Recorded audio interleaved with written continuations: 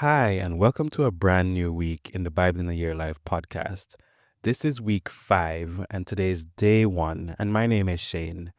This week, we will read from the Complete Jewish Bible, and you can join us live on Sunday at 6:30 p.m. on Zoom to join with us in a discussion about the things that we have read this week. Those details are in the description. But for now, let us dive into today's reading. Genesis 43. But the famine was severe in the land. So when they had eaten up the grain which they had brought out of Egypt, their father said to them, Go again, buy us a little food. Yehudah said to him, The man expressly warned us, You will not see my face unless your brother is with you. If you will send our brother with us, we will go down and buy you food. But if you will not send him, we will not go down. For the man said to us, You will not see my face unless your brother is with you. Israel said, Why did you bring such trouble my way by telling the man you had another brother? They answered, The man kept questioning us about ourselves and about our kinsmen. He asked, Is your father still alive? Do you have another brother? And we answered according to the literal meaning of his question. How were we to know he would say, Bring your brother down? Yehudah said to Israel his father, Send the boy with me, and we will make preparations and leave, so that we may stay alive and not die, both we and you, and also our little ones. I myself will guarantee his safety. You can hold me responsible. If I fail to bring him to you and present him to your face, let me bear the blame forever. Except for our lengthy delay, we would have been there again by now. Their father Israel answered them, If that's how it is, do this.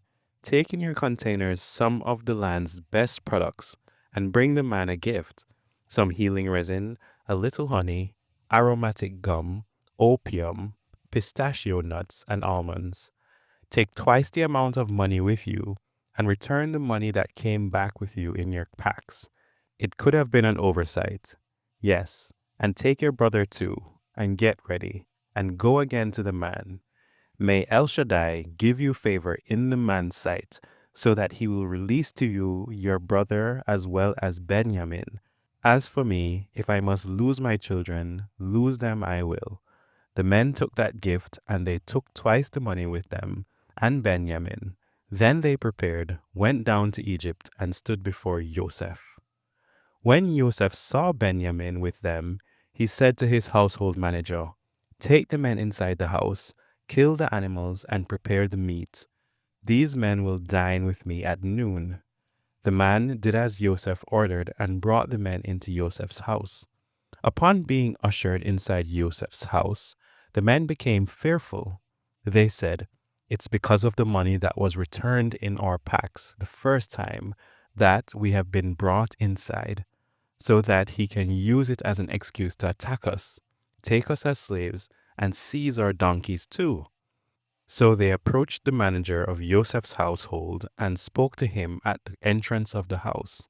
Please, my lord, the first time we indeed came down to buy food, but when we got to camp, we opened our packs, and there inside our packs was each man's money, the full amount. We have brought it back with us. Moreover, we have brought down other money to buy food. We have no idea who put our money in our packs. Stop worrying, he replied. Don't be afraid. Your God and the God of your father put treasure in your packs. As for your money, I was the one who received it. Then he brought Shimon out to them. The man brought the men into Joseph's house and gave them water, and they washed their feet, and he provided fodder for their donkeys. Then they got their gift ready for Joseph's arrival at noon, for they had heard that they were going to eat a meal there.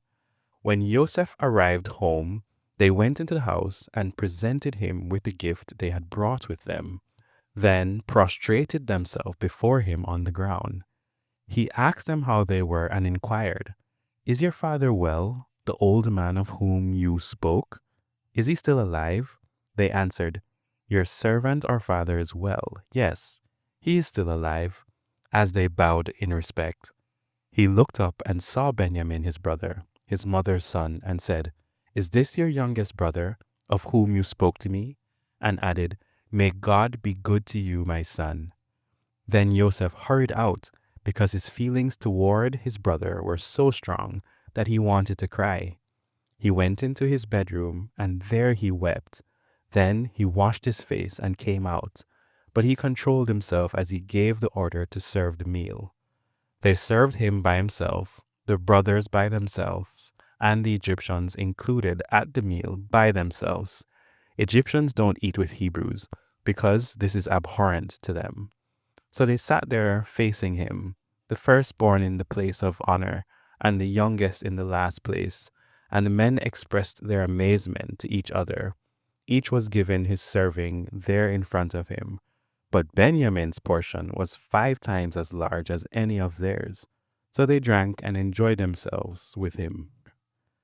Genesis 44.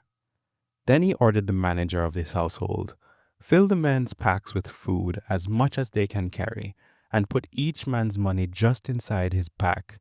And put my goblet, the silver one, just inside the pack of the youngest, along with his grain money." He did what Joseph told him to do. At daybreak, the men were sent off with their donkeys.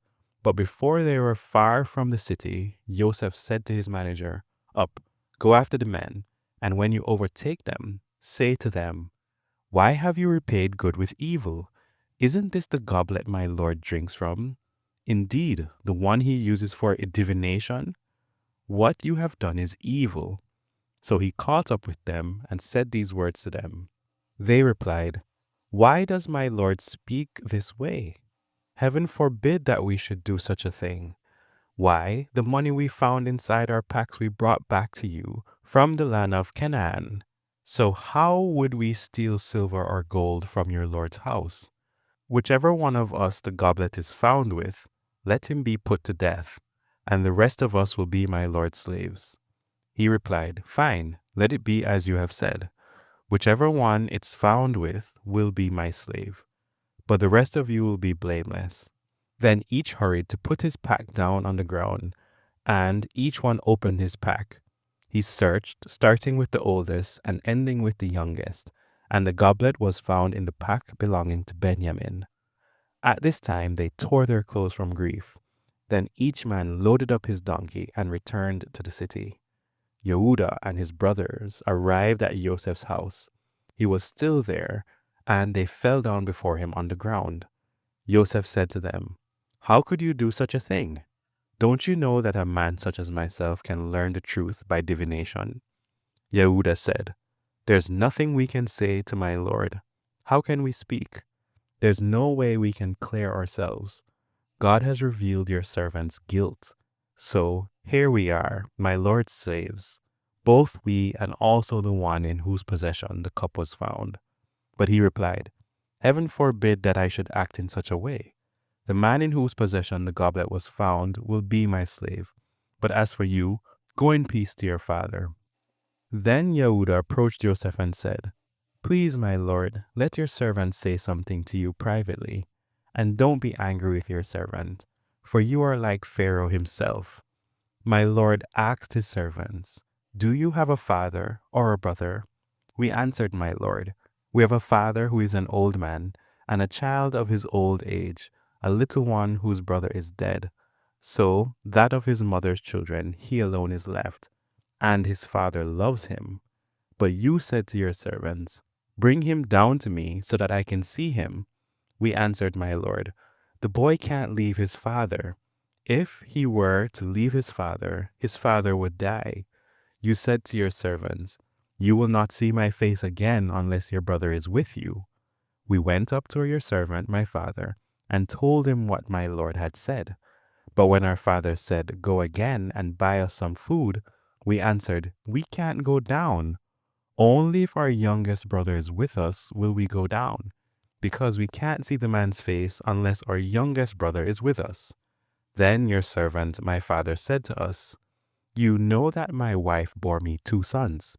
The one went out from me, and I said, surely he has been torn to pieces, and I haven't seen him since. Now, If you take this one away from me too, and something happens to him, you will bring my gray hair down to Sheol with grief. So now, if I go to your servant my father, and the boy isn't with us, seeing how his heart is bound up with the boy's heart, when he sees that the boy isn't with us, he will die, and your servant will bring the gray hair of your servant or father down to Sheol with grief. For your servant himself guaranteed his safety. I said, if I fail to bring him to you, then I will bear the blame before my father forever. Therefore, I beg you, let your servant stay as a slave to my lord instead of the boy, and let the boy go up with his brothers. For how can I go up to my father if the boy isn't with me? I couldn't bear to see my father so overwhelmed by anguish. Genesis 45. At last, Joseph could no longer control his feelings in front of his attendants and cried, "Get everybody away from me." So no one else was with him when Joseph revealed to his brothers who he was. He wept aloud, and the Egyptians heard, and Pharaoh's household heard. Joseph said to his brothers, "I am Joseph. Is it true that my father is still alive?" His brothers couldn't answer him. They were so dumbfounded at seeing him. Joseph said to his brothers, "Please, come closer." And they came closer. He said, "I am Joseph, your brother, whom you sold into Egypt. But don't be sad that you sold me into slavery here, or angry at yourselves, because it was God who sent me ahead of you to preserve life. The famine has been over the land for the last 2 years, and for yet another 5 years there will be neither plowing nor harvest. God sent me ahead of you to ensure that you will have descendants on earth, and to save your lives in a great deliverance. So it was not you who sent me here, but God, and he has made me a father to Pharaoh, lord of all his household, and ruler over the whole land of Egypt. Hurry, go up to my father and tell him, 'Here is what your son Joseph says. God has made me lord of all Egypt. Come down to me, don't delay. You will live in the land of Goshen and be near to me, you, your children, your grandchildren, flocks, herds, everything you own. I will provide for you there so that you won't become poverty-stricken, you, your household, and all that you have, because 5 years of famine are yet to come. Here, your own eyes see, and the eyes of my brother Benjamin, that it is my own mouth speaking to you. Tell my father how honored I am in Egypt, and everything you have seen, and quickly bring my father down here." Then he embraced his brother Benjamin and wept, and Benjamin wept on his neck, and he kissed all his brothers and wept on them. After that, his brothers talked with him. The report of this reached Pharaoh's house. "Joseph's brothers have come," and Pharaoh and his servants were pleased. Pharaoh said to Joseph, "Tell your brothers, here is what you are to do. Load up your animals, go to the land of Canaan, take your father and your families, and come back to me. I will give you good property in Egypt, and you will eat the fat of the land. Moreover, and this is an order, do this: take wagons from the land of Egypt to carry your little ones and your wives, and bring your father and come. Don't worry about your stuff, because everything good in the land of Egypt is yours." The sons of Israel acted accordingly, and Joseph gave them wagons, as Pharaoh had ordered, and gave them provisions for their journey. To each of them he gave a set of new clothes, but to Benjamin he gave 7.5 pounds of silver and 5 sets of new clothes. Likewise, to his father he sent 10 donkeys loaded with the finest goods Egypt produced, as well as 10 female donkeys loaded with grain, bread, and food for his father to eat on the return journey. Thus he sent his brothers on their way, and they left. He said to them, "Don't quarrel among yourselves while you're traveling." So they went up out of Egypt, entered the land of Canaan, and came to Yaakov their father. They told him, "Joseph is still alive. He is ruler over the whole land of Egypt." He was stunned at the news. He couldn't believe them. So they reported to him everything Joseph had said to them.